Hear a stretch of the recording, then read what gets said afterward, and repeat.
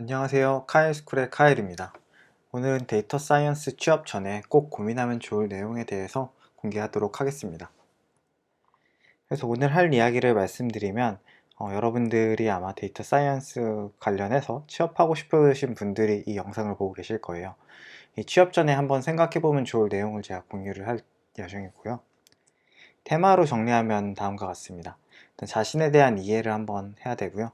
그 다음에 직군 고민, 그 다음에 산업 고민, 그 다음에 회사 고민, 어떻게 누가 일하는지 찾아보기에 대해서 이렇게 말씀을 드릴 거예요. 그래서 이제 이 내용에 대해서 하나씩 자세히 말씀드릴게요. 그리고 첫 번째, 이제 자신에 대한 이해입니다. 여러분들은 인생의 타임라인을 한번 작성해 보신 적 있으신가요? 저 같은 경우는 타임라인을 딱히 작성해 보진 않았는데 이제 취업 전에 한번 내가 어떻게 무엇을 하고 살았는지에 대해서 작성을 해봤어요. 그러다 보니까 이제 내가 데이터 사이언스에 왜 가고 싶었고 어떤 곳을 좋아하는지에 대해 알 수 있었는데요. 여러분들도 아래 이제 항목에 하나씩 작성을 해보면 좋을 것 같아요. 그래서 첫 번째로는 난 왜 데이터 사이언스 분야에서 일하고 싶은지에 대해서 생각해 보세요. 이제 데이터 사이언스가 매우 핫해요. 이제 뭐 알파고, 머신러닝, 딥러닝 이렇게 되게 많은 발전이 있었고 많은 자료들이 넘쳐나는 시대여가지고 많은 분들이 이렇게 관심을 가지고 계신데 진짜 여러분들은 왜 최초의 데이터 사이언스 분야에 관심을 갖게 되었고 일을 하고 싶으신지 한 번쯤 생각해 보면 좋을 것 같아요. 이 부분 같은 경우는 특히 어, 대부분의 회사에서 왜 하고 싶은지 이제 아이스 브레이킹이나 이제 처음에 질문으로 많이 들어오기도 하거든요. 그럴 때 이제 그냥 저는 알파고를 보고 이제 재미있었다 뭐 이렇게 얘기할 수도 있지만은 좀 더 구체적인 예시를 들면 더 좋을 것 같아서 한번 생각해 보면 좋을 것 같고요. 내가 바라는 삶이 무엇인지 한 번쯤 생각해 보시면 좋을 것 같아요. 여러분들의 삶이 어떤 것을 지향하는지는 다 다를 거예요. 연봉이 중요한지 아니면 성장이 중요한지 아니면 워라밸 아니면 글로벌 규모의 데이터를 분석한다든지 어떤 것들을 원하는지 한 번쯤 고민해 보시면 좋을 것 같아요. 여기서 뭘 선택한다고 해서 여러분들이 잘못된 선택을 하는 거 아니에요. 그냥 사람마다 다 가치관이 다를 수 있기 때문에 내가 바라는 삶에 대해서 이렇게 선택을 먼저 할 수 있고 그 선택도 내가 다른 경험을 하면서 점점 바뀌기 때문에 일단 지금 상황에서 어떤 삶을 원하는지 한번 작성해 보시면 좋을 것 같아요. 그리고 이것으로 이제 어떤 기업이나 다른 이제 산업을 선택할 때 많은 영향을 줄 수도 있으니까 솔직하게 작성을 해보시면 좋을 것 같고요. 그리고 데이터 사이언스 쪽은 이제 연구하시는 분들도 꽤 많이 있습니다. 이제 석사 박사를 꼭 해야 되나요? 라는 질문이 여기서 많이 나오고 있는데요.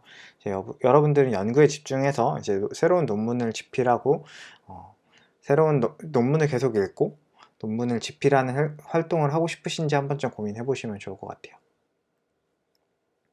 그 다음에 내가 잘하는 것과 내가 잘하고 싶은 것은 무엇인지 한번 좀 고민해 보시면 좋을 것 같습니다.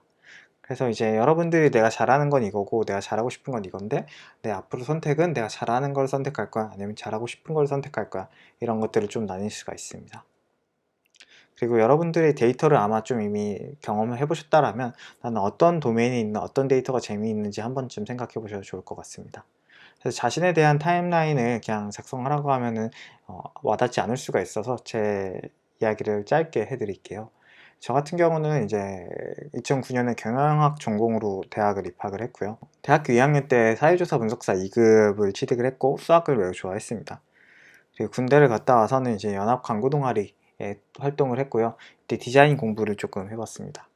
그 다음에 이제 정보 처리 기사를 취득을 바로 했었고요. 그 다음에 이제 공기업에서 1년 정도 계약직으로 근무를 한번 해봤습니다.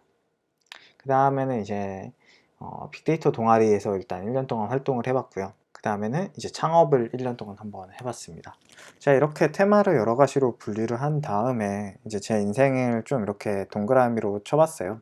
동그라미 쳐보니까 이렇게 세 가지 분야로 좀 나눌 수가 있을 것 같더라고요. 근데 아마 이 세 가지 이제 그 원을 보셨다면 여러분들은 아마 익숙할 수도 있는데요. 이제 이 그림을 아마 많은 분들이 보셨을 거예요. 그래서 이건 되게 유명한 그림이죠.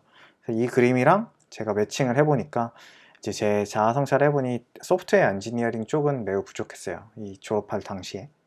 그리고 이제 이 부분을 어떻게 해야 될지 고민을 했었고요. 그 다음에 수학이나 이제 데이터 분석 같은 것도 여전히 부족하다고 생각을 했습니다. 그래서 이걸 어떻게 채울까 고민을 했었고 저는 이 시기에 대학원에 갈까 되게 고민을 많이 하다가 패스트 캠퍼스 데이터 사이언스 스쿨에 들어갔고요. 그렇게 4개월 정도 공부를 이제 계속 진행을 했습니다. 그리고 1년 후에 이제 데이터 분석가 겸 데이터 엔지니어로 이제 카메라 어플을 만들고 있던 레트리카에 취업을 했습니다. 그래서 이제 이 회사는 DAU 1000만 명 넘는 엄청난 유저를 보유하고 있었고요. 엄청 대량의 데이터를 어떻게 처리해야 좋은지에 대해서 많이 배웠습니다. 개발 블로그를 시작하기도 했고, 이제 바닥부터 시작하는 데이터 인프라라는 발표도 한번 해봤습니다. 그리고 이제 1년 2개월 근무하고 퇴사를 한번 했습니다. 5개월간 놀고 공부하고 운동하고, 이 시기에 중요하게 생각한 거는 어떤 방향으로 나아갈 것인지 고민을 했고요. 부족한 부분을 어떻게 채우면 성장할 것인가에 대한 고민을 했습니다. 그래서 이 관련해서도 제가 발표를 한번 했었는데, 자세한 내용이 궁금하시면 아래 링크를 참고하시면 좋을 것 같고요. 그 다음에 저 같은 경우는 이제 중간 점검을 계속 했습니다. 그래서 이제 여러분들이 처음 회사를 선택할 수도 있고, 아니면은 그냥 인턴을 한번 해보셨을 수도 있고, 그게 아니라 그냥 지금 바로 취업을 하려는 여러 가지 경우가 있을 거예요.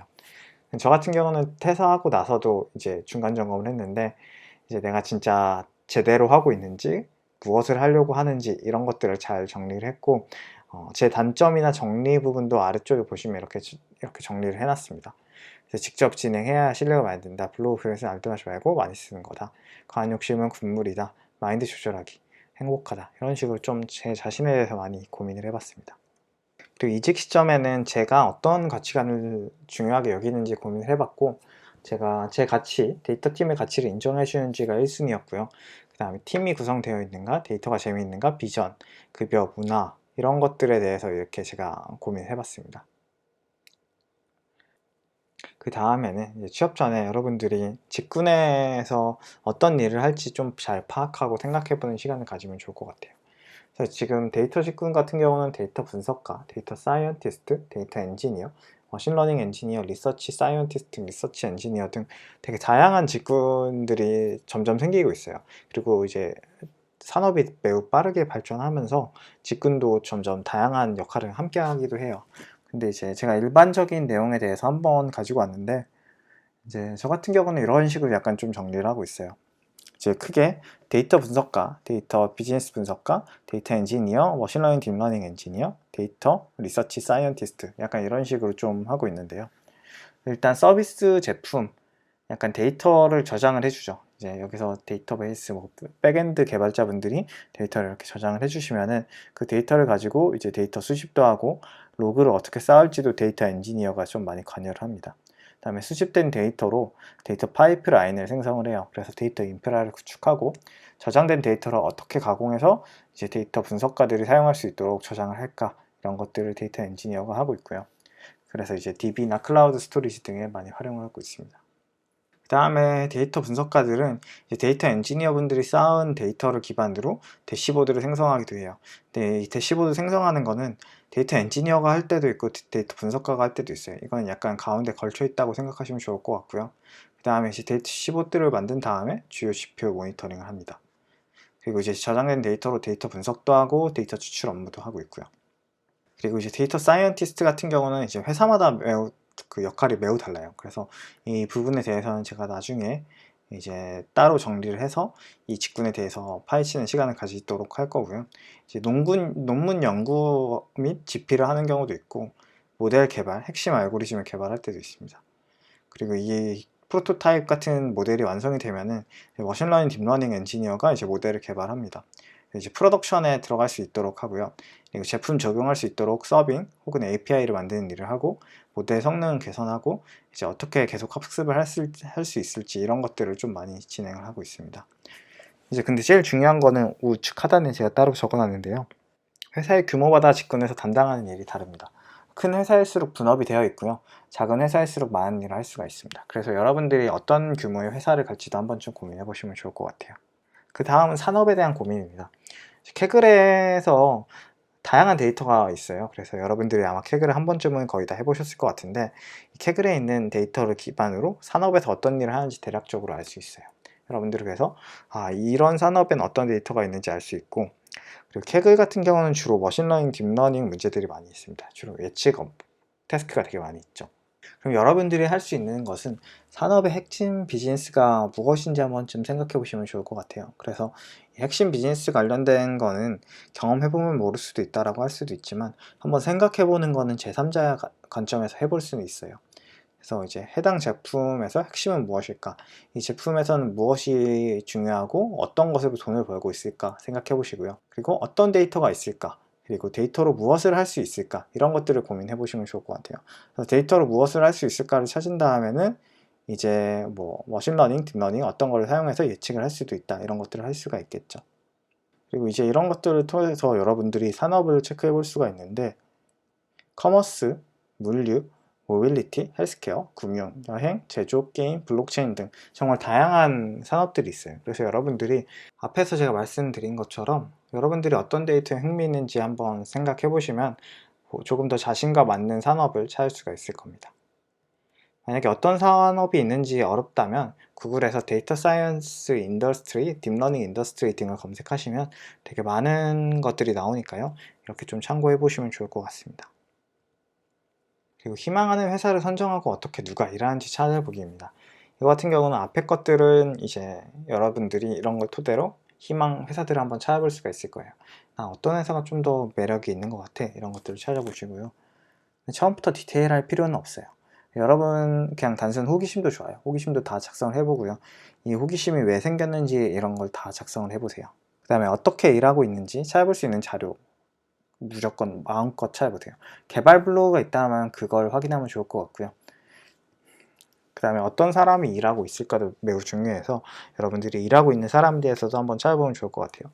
구글 검색 또는 링크드인에서 검색을 해보세요. 링크드인에서 검색하시는 게 더 좋을 수도 있고요. 어떤 사람이 있고 어떤 경력을 가졌는지 등을 확인할 수 있습니다.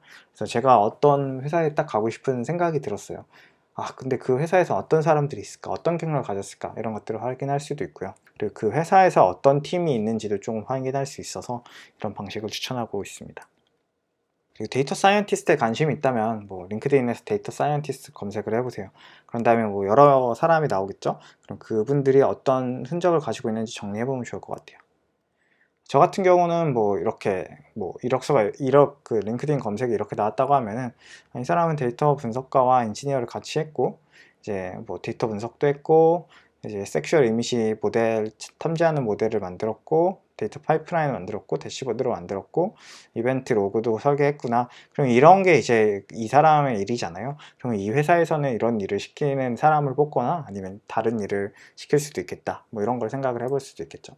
만약에 여러분들이 더 궁금한 내용이 있다면 검색을 해보셔도 좋고 메일 보내보셔도 좋습니다. 정리하면은 위 4가지 고민들을 토대로 하나의 문서로 정리를 해보세요. 저 같은 경우는 구글 독스로 계속 관리를 하고 있고요. 특이점이 다가올 때마다 계속 문서를 보강합니다. 일종의 이력서 형태로 보관해도 좋고요.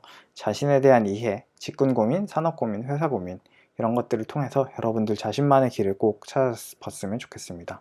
이 영상이 여러분에게 도움이 되었다면 좋아요와 구독, 알람 설정 이런 거 다 해주시면 제가 앞으로 더 좋은 영상을 만드는데 동기부여가 될 것 같습니다. 감사합니다.